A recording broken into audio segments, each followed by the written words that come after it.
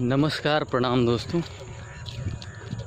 तो आइए आज हम बहुत ही महत्वपूर्ण टॉपिक पे बात करेंगे कि बीमारियां जो हैं वो पनपती कैसे है। बेसिकली हम उनकी जड़ में जाएंगे कि बीमारी होती कैसे है।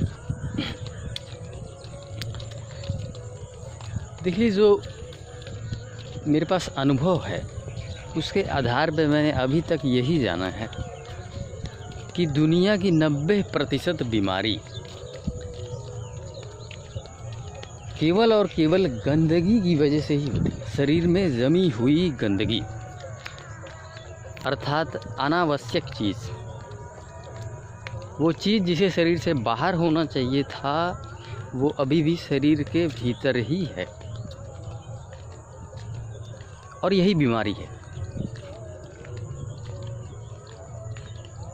जैसे ही हम इन सब चीज़ों को बाहर निकाल देते हैं, बाकी अन्य सभी बीमारियां स्वतः ख़त्म हो जाती हैं। मैं खुद स्वयं का आपको उदाहरण देता हूं। देखिए, थायराइड कोई छोटी बीमारी नहीं है। मैंने थायराइड को भी झेला है, और थायराइड एक ऐसी बीमारी है जिसको डॉक्टर कहते हैं कि इसका गोली जीवन भर लेना पड़ता है। मैंने थायराइड को क्योर किया, ये तो मैं अपना उदाहरण दे रहा हूँ। इसके अलावा पिछले 2 वर्षों में मैंने हज़ारों लोगों को देखा है। पिछले 2 वर्षों में हज़ारों लोगों को देखा है जिन्होंने अपनी बड़ी से बड़ी बीमारियों को इसी फॉर्मूले से क्योर किया है। ये जो मैं बता रहा हूँ कि गंदगी ही बीमारी है, गंदगी को साफ करके ही अपनी बड़ी से बड़ी बीमारियों को क्योर किया है। और एक बड़ी बीमारी जिसका स्वयं मैं खुद आपको उदाहरण दे रहा हूँ। तो ये जो बात मैं कह रहा हूँ ये कोई हवा में नहीं बोल रहा हूँ, ये फैक्ट है। और जब हम इस चीज़ पे काम करते हैं तो सभी बीमारियां ख़त्म हो जाती हैं, इसमें कोई दो राय नहीं है। वो सारी की सारी बीमारियां जो जन्म के पश्चात हुई हैं, जो जन्म से पहले है का है उसकी बात नहीं कर रहा हूँ मैं, जो जन्म के बाद हुई है उसकी बात कर रहा हूँ मैं।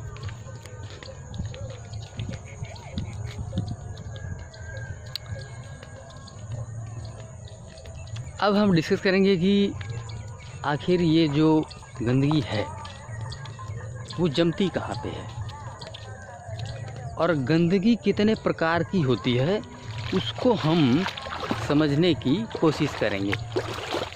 साथ में आप इसका आनंद भी लीजिए।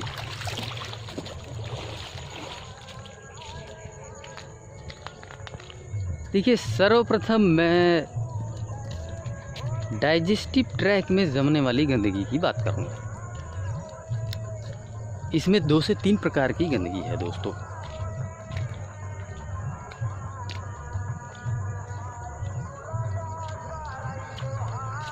इसमें भी देखिए, इसके 3 पार्ट हैं और इन 3 पार्टों को हमें अच्छे से समझना पड़ेगा।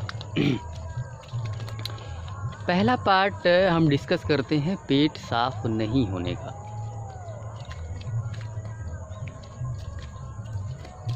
दूसरा गैस, और तीसरी है एसिडिटी। वैसे तो अगर मैं गैस से शुरुआत करूं तो ज़्यादा बेहतर होगा, क्योंकि मेरा ये मानना है कि शुरुआत गैस से ही होती है। ऐसा नहीं है कि सबसे पहले जो है पेट साफ़ नहीं होता है। ठीक है, शुरुआत इससे नहीं होती है, बल्कि शुरुआत इससे होती है कि गैस जो बन रही है वो शरीर से निकल रही है या नहीं निकल रही है। कहीं आपका गैस इम्बैलेंस तो नहीं हो गया है। क्योंकि मेरा जो अनुभव है, मेरी जो समस्याएं हुई थी वो सर्वप्रथम इसी से हुई थी। और ज़्यादातर जो अभी एच पायलोरी के केसेस आ रहे, जो एच पायलोरी वाले लोग हैं वो भी इसी बात को मानते हैं कि सर्वप्रथम मेरी गैस निकलनी बंद हो गई थी। होता क्या है कि जब गैस बनती और निकलती नहीं है तो पूरे डाइजेस्टिव ट्रैक में इन्फ्लेमेशन कर देती है। जिसकी वजह से डाइजेस्टिव ट्रैक्ट पूरा कमज़ोर पड़ जाता है और नेक्स्ट जो स्टेप है वो पेट साफ नहीं होने की समस्या वहाँ से शुरू हो जाती है।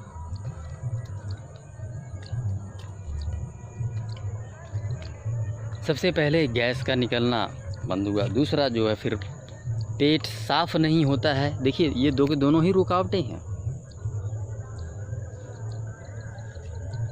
और तीसरी जो है चीज़, यहीं से एसिडिटी की भी शुरुआत होती है। एसिडिटी कैसे होता है?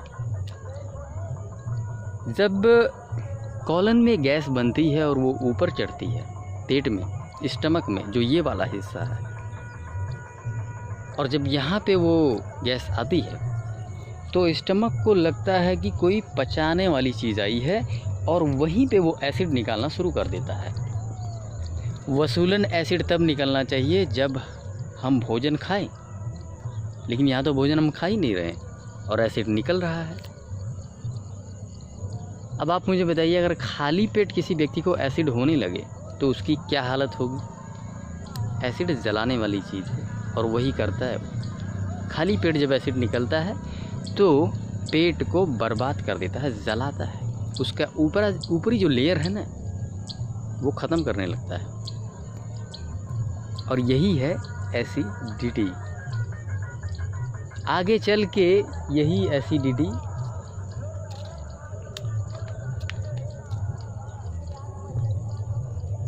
भयंकर रूप ले लेती है, जिसे हम हाइपर एसिडिटी कहते हैं। और कुछ डॉक्टर इसी को एच पायलोरी का नाम दे देते हैं।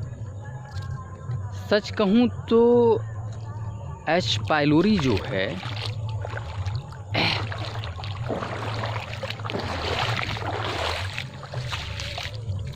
मैं नहीं मानता, मैं इसे हाइपर एसिडिटी ही मानता हूँ। ठीक है, मैं ये अनुभव की बात बता रहा हूँ। और अभी ये जो एच पायलोरी है, इसके रिगार्डिंग मेरे पास बहुत सारे केसेज आए हैं और बहुत सारे ठीक भी हो चुके हैं। तो मैं मतलब कि विद एक्सपीरियंस बात कर रहा हूँ, ठीक है ना, बिना एक्सपीरियंस के नहीं, क्योंकि मैंने खुद स्वयं भी अपनी ये वाली समस्या ठीक की है, एच पायलोरी वाली, और मेरे सामने बहुत सारे लोगों का अभी ठीक हुआ है। तो मैं नहीं मानता हूँ एच पायलोरी। और उन लोगों ने बहुत सारी किट्स भी खा रखी हैं ऑलरेडी एच पायलोरी की।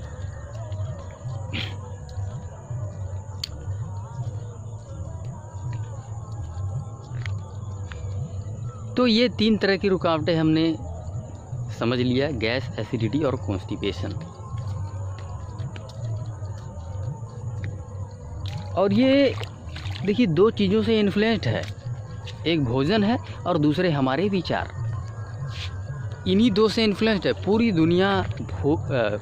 इनफैक्ट वो तो भोजन पे भी बात नहीं करती है, ठीक है, वो तो शरीर का ट्रीटमेंट करते हैं असल में, जबकि भोजन का ट्रीटमेंट होना चाहिए, विचारों का ट्रीटमेंट होना चाहिए। क्योंकि मैंने अभी आपको बोला कि इन 2 चीज़ों के बिगड़ने से ही बीमारी होती है, ठीक है। यदि भोजन आपका ख़राब है, यदि विचार आपके जो है ठीक नहीं है, इन दोनों को मिला देंगे तो बीमारी वहीं से स्टार्ट हो जाएगी। और इन्हीं 2 चीज़ों पे आपको काम करना है।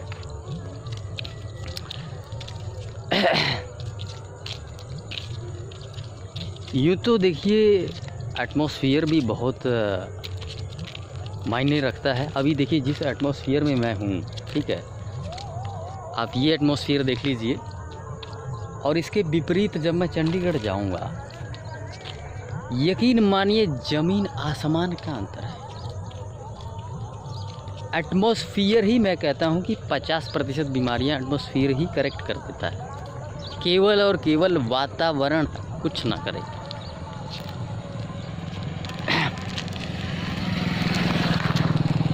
और पानी का भी बहुत प्रभाव पड़ता है, ठीक है। तो ये 3-4 चीज़ें हैं जिन पे आपको मुख्यतः काम करना है। हालांकि कई लोग शहरों में होंगे तो उनकी मजबूरी होगी, एटमॉस्फेयर को वो नहीं बदल सकते हैं, लेकिन जो यदि कोई बदल सकता है तो फिर बदलिए। यदि एटमॉस्फेयर बदल सकते हैं तो बदल डालिए। आपके यहाँ का पानी अगर ठीक नहीं तो उसे बदल डालिए। भोजन तो बदलना ही बदलना है, ठीक है, आसान भी है। और विचार उसे भी बदलिए। अगर विचार आपके ठीक नहीं है, नकारात्मक है, तो उसको भी बदलने की आवश्यकता है। ये सारी चीज़ें एक साथ कीजिए। भोजन पे ज़्यादा डिस्कशन नहीं करूँगा, आपको पता ही है कि फल, सलाद और मिलेट, बस यही खाना है और खाना ही कुछ नहीं है। बाकी सारी चीज़ें बंद कर देनी है आपको। Milk and milk product, processed food, processed और पैकेज्ड फूड कम्प्लीटली बंद कर देना है आपको। और जो मैंने अभी 3 चीज़ें बोली हैं, बस खाना ही वही है।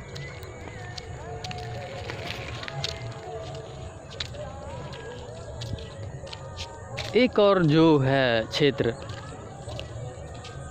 जो कि कफ संबंधी बीमारियां होती हैं, ठीक है, डाइट भी उसके लिए भी सेम ही है। बस उसमें थोड़ा सा आपको ध्यान देने वाली बात यह है कि रात में ठंडी चीज़ें ना खाएं। और यदि आप सर्दियों में ये डाइट शुरू कर रहे हैं, ठीक है, कफ वालों के लिए बोल रहा हूँ ये वाली बात। यदि सर्दियों में डाइट शुरू कर रहे हैं तो मिलेट से शुरुआत कीजिए, क्योंकि कफ अपने आप में ही ऑलरेडी ठंडा है, ठीक है। और ठंडी चीज़ें खाएंगे तो समस्याएं और बढ़ाएगा, ठीक है। बाकी गैस और एसिडिटी के लिए जो है आप साल के 365 दिन ही 100% रो डाइट कर सकते हैं। तो चलिए दोस्तों, आज का सेशन यहीं समाप्त करते हैं। धन्यवाद। बाकी जिस किसी ने अभी तक पुस्तक नहीं खरीदी है दोस्तों, तो आप ख़रीद लीजिए। जो बातें मैंने अभी बताई हैं वो संक्षिप्त है और इतने कम समय में विस्तृत रूप में बात हो भी नहीं सकती। पुस्तक में मैंने बहुत ही विस्तार से हर चीज़ का वर्णन किया है। तो जो भी लोग मेरी डाइट को फॉलो कर रहे हैं उनको तो पढ़ना अनिवार्य ही है, पढ़ना ही पढ़ना है, ठीक है। आप स्किप नहीं कर सकते हो उसको। तो चलिए दोस्तों, इस सेशन को यहीं पे समाप्त करते हैं। धन्यवाद।